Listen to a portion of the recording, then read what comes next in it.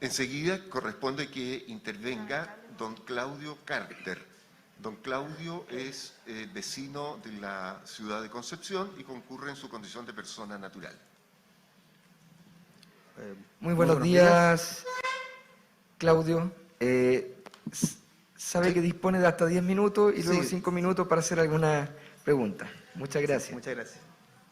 Sí, por suerte estoy vacunado, así que... Pero está al lado del... Bueno, buenos días. Mi nombre es Claudio Carter Erazo. Soy ingeniero informático especialista en telecomunicaciones. Mi intención en esta presentación es reflexionar respecto a nuestra relación con el mundo digital y el acceso al conocimiento. Nuestra vida está dividida en dos, en lo físico y en lo virtual. En lo físico tenemos acceso al conocimiento vivencial y en lo virtual podemos acceder al conocimiento generado por otros y por tanto acceder a educarnos a través de las investigaciones realizadas en todo el mundo. Es por ello que cuando vemos esta imagen, estamos viendo el deseo de esta niña por acceder al conocimiento, que se encuentra facilitado por el acceso a Internet. Por eso está en el techo, y es por eso que es tan importante que sea un derecho universal, porque hoy en día la educación no es concebible sin el acceso a Internet. La pandemia nos refrendó esta necesidad, pero también nos reveló las tremendas falencias en términos de cobertura y brecha digital. Ni los estudiantes ni el profesorado contaban con los equipos computacionales adecuados, ni con las condiciones de trabajo mínimas para aprovechar las plataformas digitales disponibles. Otro aspecto en el cual la necesidad de contar con acceso a Internet es la salud. Al igual que en la educación, para contar con derechos plenos en salud, se hace necesario estar conectado a la red de redes. Si no, se genera discriminación según el lugar de origen. Si estás en una zona con cobertura, puedes acceder a prestaciones de salud. Si no, pueden pasar meses, incluso años, para atenderse de forma presencial. Qué importante se hace Internet para la salud mental. El poder interactuar con otros, con familiares, en reuniones sociales, nos entrega la posibilidad de tener vida en comunidad, que primordialmente a los adultos mayores se les hace muy difícil seguir manteniéndola. Los asistentes virtuales, en este caso, vienen a suplir la necesidad de compañía para enfermos y personas mayores. Imaginemos que teniendo acceso a Internet podamos contar con un equipo de imagenología portátil o un sensor de presión arterial en el domicilio de un paciente. Es necesario contar con conectividad que nos permita ofrecer atenciones en salud de calidad para todas y todos.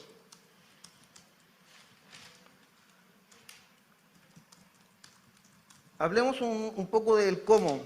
El 5G llegó para ayudarnos a tener mayores grados de conectividad.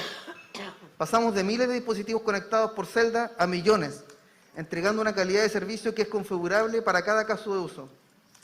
5G es una red adaptable, es decir, dependiendo de la necesidad del momento, puede ofrecer funcionalidades acordes a los requerimientos de una situación en particular. Aquí me voy a detener un momento y a explicar un poco esto, porque tiene que ver con, por ejemplo, 5G es una tecnología que nos permite moldear la red, cosa que hasta el momento no sucedía. Porque hoy día, por ejemplo, cuando nosotros estamos conectados a 4G, todos nos conectamos a esa misma red. No podemos dividirla, no podemos generar espacios de red. Por tanto, por ejemplo, en 5G, si yo tengo una emergencia o si se detecta que hay una emergencia dentro de la ciudad, y por eso es tan importante el 5G para la implementación de las ciudades inteligentes, todos los recursos de la red se pueden abocar a esa emergencia y dejando un espacio para que en el caso que suceda otra emergencia, pueda seguir también funcionando. Pero todos los recursos se pueden centrar en una emergencia y dejar recursos limitados a los otros usuarios que están alrededor. ¿Ya? Dicho esto, esto es posible gracias a su arquitectura de rebanadas o segmentos de red, donde es posible entregar múltiples servicios con diferentes características de desempeño. En palabras simples, 5G es capaz de ofrecer un ancho de banda para una videoconferencia para quien lo necesite durante el tiempo que sea necesario. Y una vez disponible, o sea, una vez que la persona deja de estar en esa videoconferencia, esos recursos quedan disponibles para utilizarlos en otro tipo de servicio. O sea, con 5G es posible priorizar el uso de los recursos de la red de acuerdo a las necesidades del momento.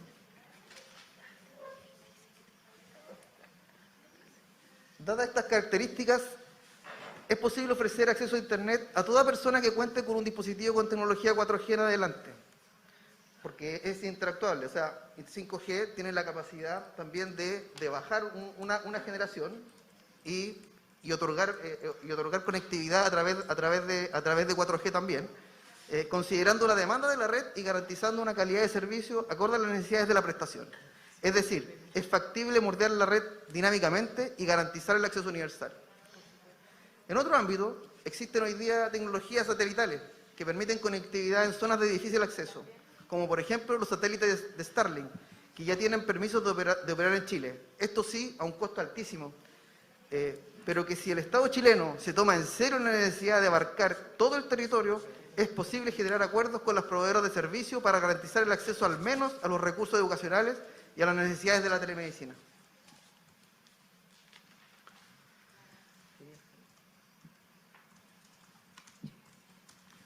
En el año 2011, en la Declaración Conjunta sobre la Libertad de Expresión en Internet,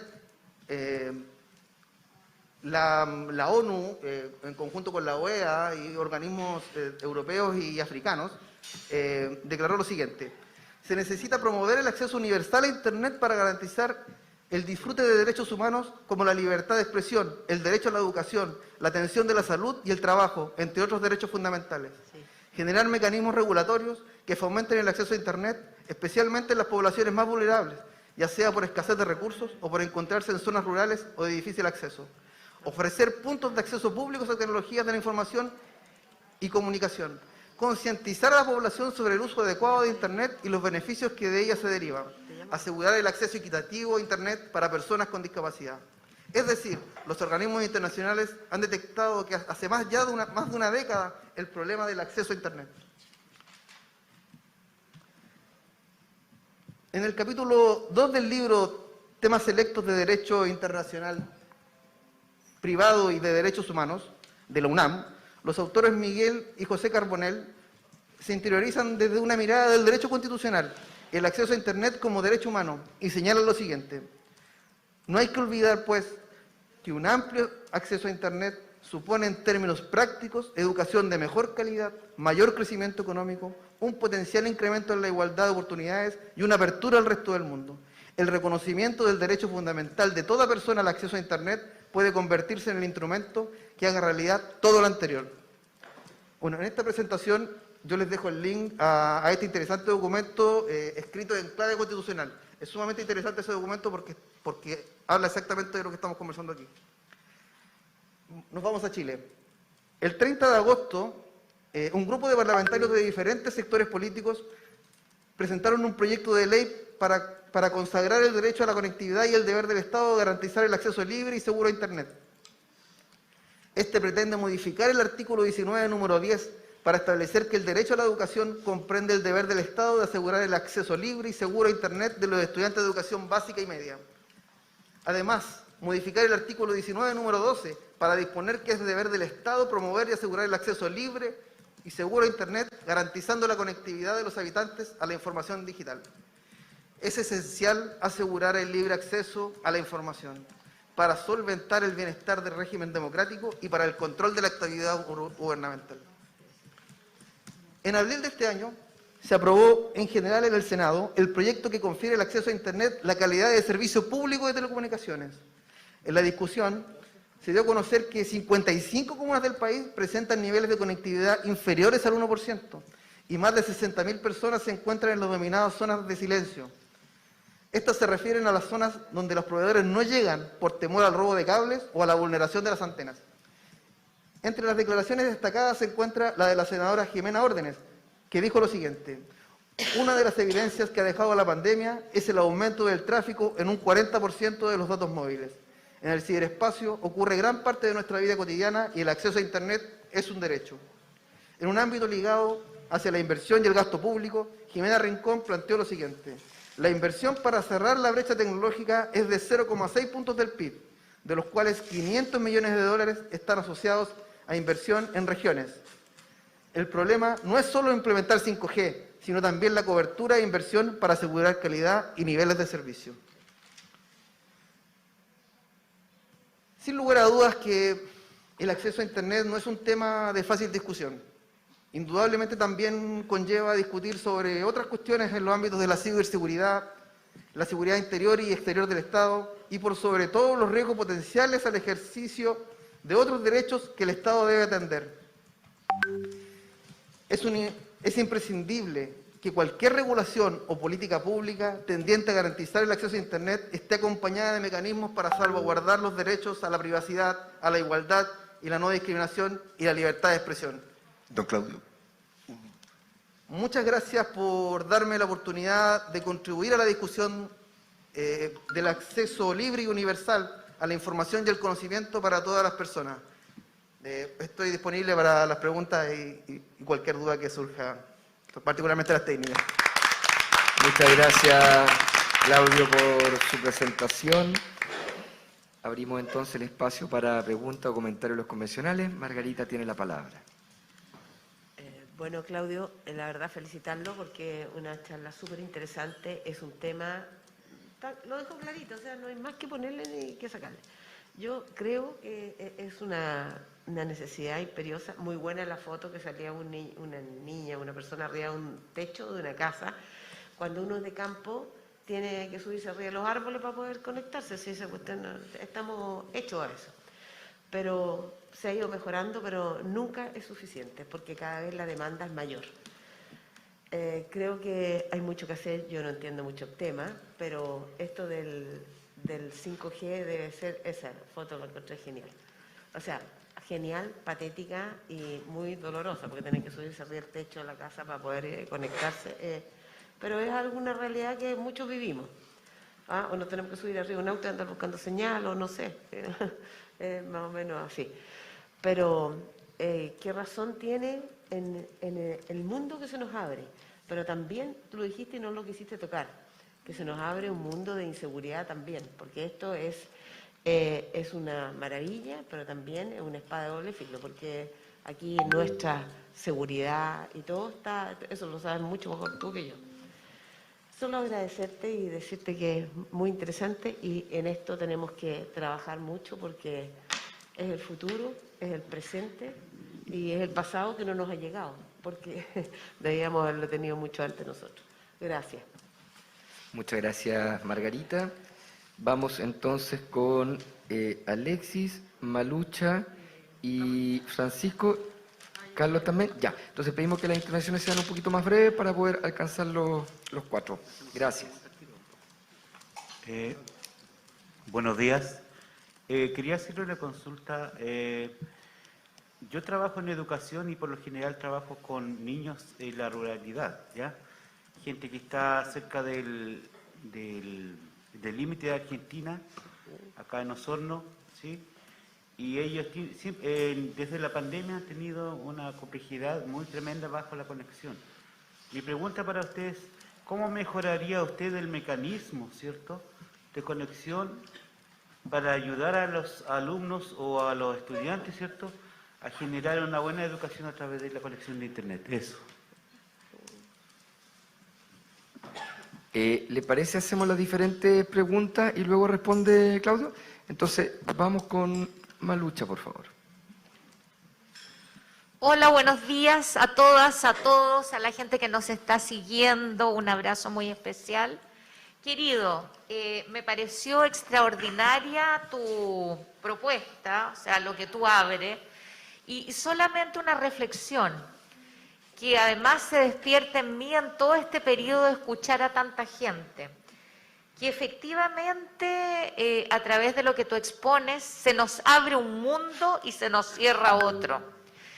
La necesidad imperiosa que tenemos de empezar a construir en comunidad, desde distintas miradas y saberes, porque efectivamente el mundo virtual es alucinante, nos conecta, nos invita, nos abre el tema del conocimiento, pero a la vez al abandonar lo que no es virtual y lo que no es digital, digamos, también nos cierra a un montón de habilidades, de conocimientos, de maneras de estar en el mundo que son imprescindibles para seguir siendo humanos, en definitiva. Está todo el tema de la invasión en este momento de los satélites, cómo va generando problemas, por ejemplo, a la investigación de los astrónomos, en fin. Hay muchas cosas como quizás este derecho a las comunicaciones, a lo digital, pero a la vez poder consagrar, por ejemplo, el derecho al cuerpo, fundamental, por ejemplo. Entonces, a mí lo que me abre tus palabras, que las encuentro importantísimas, indispensables en el mundo en el que ya estamos y que se viene, es cómo logramos realmente sentarnos entre todos y todas los y las involucradas a pensar el mundo que viene y que ya está desde distintas miradas, acentos, sensibilidades, conocimientos, etcétera. Muchísimas gracias. Muchas gracias, Malucha. Francisco. Francisco y luego Carlos. Hola. Bueno, saludar a todos y todas quienes nos están viendo en estos momentos a través del Internet, en un medio de información y comunicación, a la bancada. Mi duda va al respecto cuando hablamos del acceso, porque sabemos que principalmente quienes están garantizando, principalmente ofreciendo el servicio de Internet son privados. Y sabemos que como esto queda en libre mercado, no necesariamente a ellos les interesa llegar a los sectores más rurales o más, como dijiste tú, las zonas de silencio, porque para ellos no es rentable. Entonces, ¿de qué manera el Estado va a tener que, de alguna manera, garantizar este acceso? No sé si va a realizar, de alguna manera, un subsidio a los privados, fomentar, de alguna manera, la creación de antenas, porque eso va a ser la instalación de antenas para poder dar el acceso al Internet. No sé, me imagino una solución, no sé, el Estado va a entregar chips con Internet móvil para los colegios, los estudiantes. Y otro tema también que abordaste, pero fue súper así como leve, el tema de la ciberseguridad, que igual es un tema que a mí igual me preocupa, sobre todo como los niños y niñas tienen acceso libre a Internet, sobre todo con estas aplicaciones que utilizan muy ahora, por ejemplo el TikTok, uno se mete ahí y aparece este tipo de material y que tampoco hay un control de contenido. Entonces sabemos que también hay una responsabilidad de los padres de poder vigilar en qué están haciendo su hijo a través de Internet, el acceso a la información, el tema de los datos, y de alguna manera el Estado de qué manera podría establecer alguna regulación de esa manera. Eso.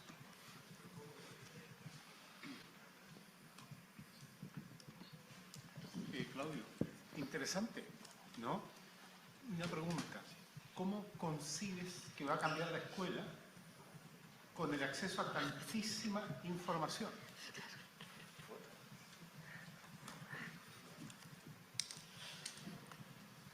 Bien, gracias, Carlos. Sí, entonces ahora le damos el tiempo a Claudio para que responda las preguntas y los comentarios. Bueno, voy a tratar de responder todo lo que me preguntaron.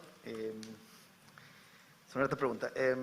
Bueno, perspectivas de futuro. Lo que se viene respecto de estos temas es sumamente interesante porque al mismo tiempo de ofrecernos oportunidades interesantes en términos de educación, también nos plantea desafíos sumamente grandes. O sea, hoy día los grandes proveedores de Internet, lo más probable es que en el futuro, en 10 años más, el Internet sea gratis. Y la pregunta es, ¿cómo vamos a regular eso? Porque ¿qué es lo que nos van a cobrar? ¿Qué es lo que nos van a cobrar para poder que sea gratis? Entonces la pregunta es, tenemos que estar antes de eso. Y por eso es importante la regulación del acceso. O sea, tenemos que, al mismo tiempo de ofrecer la oportunidad de que todo el mundo se pueda conectar libre y universalmente a Internet, también, ¿qué es como Estado, qué es lo importante en términos de decir qué es lo que nos van a cobrar? Si es que un servicio, por ejemplo, como Starlink, como la red de satélites de Elon Musk, ¿qué es lo que nos está cobrando por darnos acceso? Facebook, hoy día llamado Meta, tiene la intención de entregarle Internet a las zonas sin conexión en el África. Pero eso claramente tiene una intención, eso es evidente que tiene una intención comercial, tiene una intención de acaparar los datos, de tener una mayor cantidad de información a través del mundo. Entonces, La pregunta es, nosotros tenemos que tener una visión de futuro. La Convención Constitucional, para mi entender, tiene que tener esa visión de futuro porque es lo que viene. Y eso no viene en 20 años más, viene en 10, incluso en menos. Una vez llegado...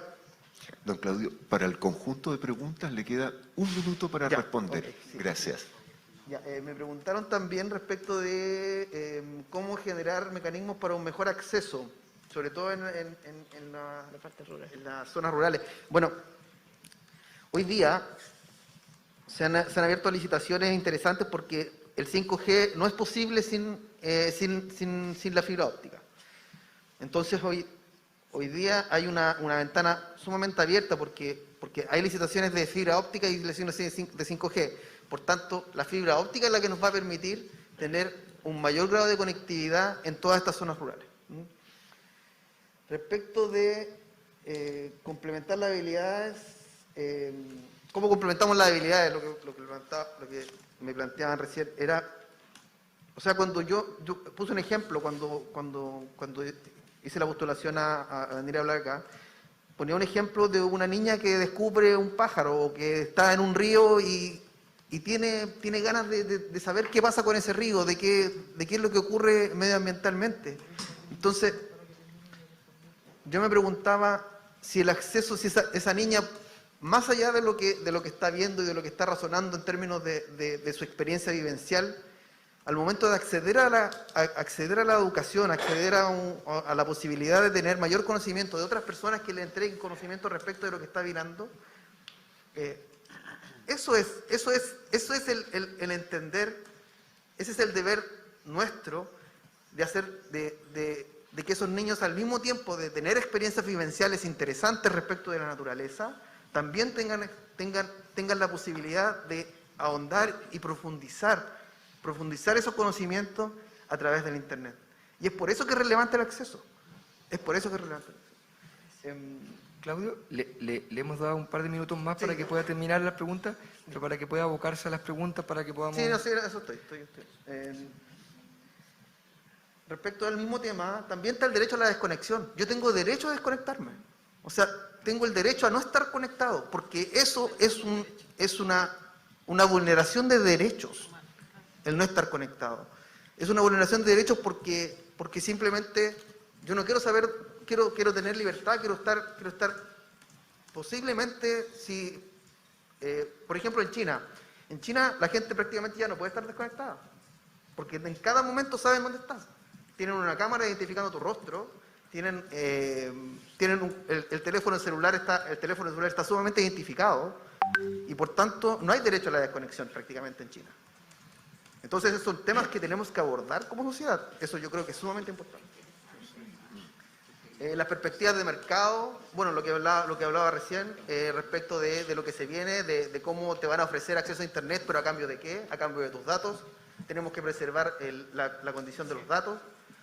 Cómo la vulneración, también hay una vulneración de derechos en el acceso a los datos, o sea, eso es evidente hoy día en Chile, hay poca regulación respecto de cómo el tratamiento de los datos por parte de las empresas.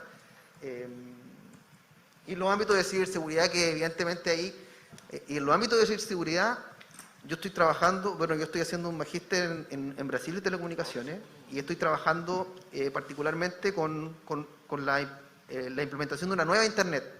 Y esa nueva Internet tiene que ser descentralizada. ¿Y por qué tiene que ser descentralizada? Porque el conocimiento está en todos lados.